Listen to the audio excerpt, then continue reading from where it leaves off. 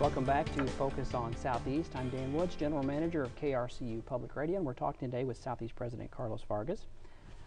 Let's talk a little bit about the campus expanding and moving off the main campus. We have several facilities downtown now. We have Catapult on Broadway, and we have the Russ Center for Media. Some challenges there maybe with having some offices and areas off campus, but also some opportunities too with area businesses.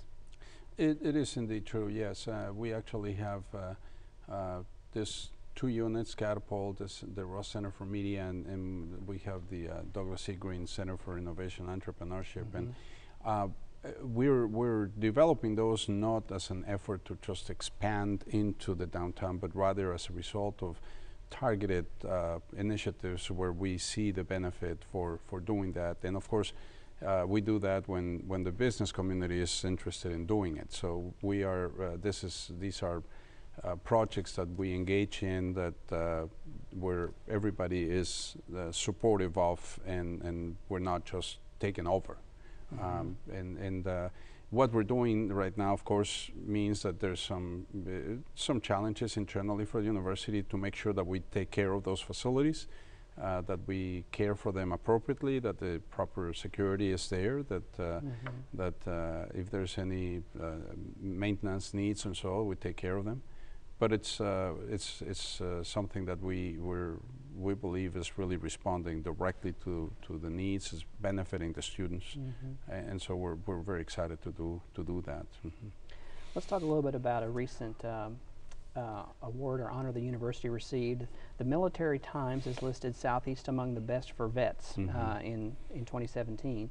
Let's talk a little about the veterans culture here at Southeast, which from my perceptions, a pretty strong one, and why it's so important to the institution.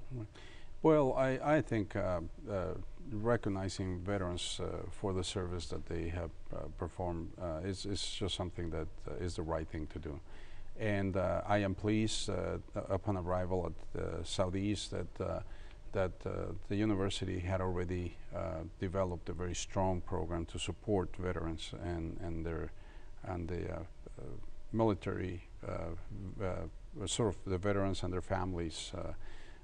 You know, the transition from military life to civilian life is extremely difficult, and for some more than for others. I do have a son who transition from being in the Marines to civilian life, and it was not as difficult for him, so we were lucky in that sense, but in many cases it is. So what we're trying to do here is to really be a resource for the veterans and their families, to offer the kinds of services that are going to make it easier for them to become comfortable with civilian life, with that transition.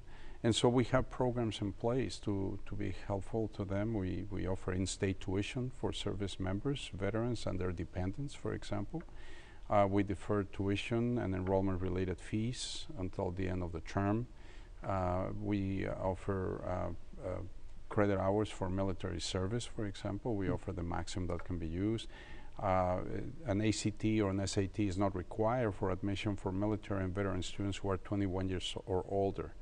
So there's a number of things that we do to make sure that we facilitate their enrollment in the university, and then once they're here, there's the office that provides support to them. It's a one-stop shop kind of organization office, the Office of Veterans Affairs, that gives them support and works with them as much as possible to facilitate that process.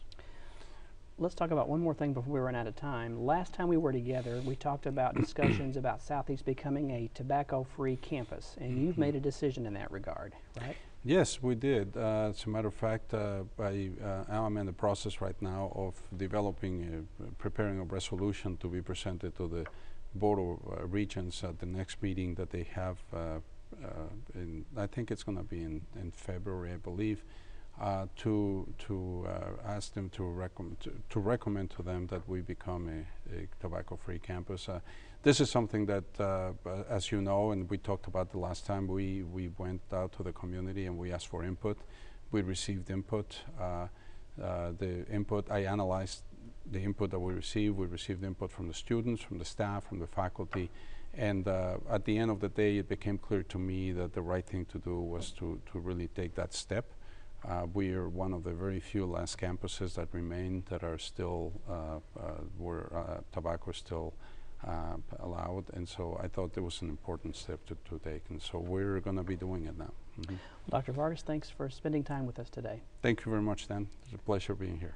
Focus on Southeast is a collaboration of KRCU Public Radio and the Department of Mass Media at Southeast Missouri State University. And just a reminder that portions of these monthly conversations with Dr. Vargas will be broadcast on KRCU and are also available as a podcast in iTunes and the NPR One app. I'm Dan Woods, General Manager of KRCU Public Radio. Thanks for watching, and be sure to tune in next time for Focus on Southeast.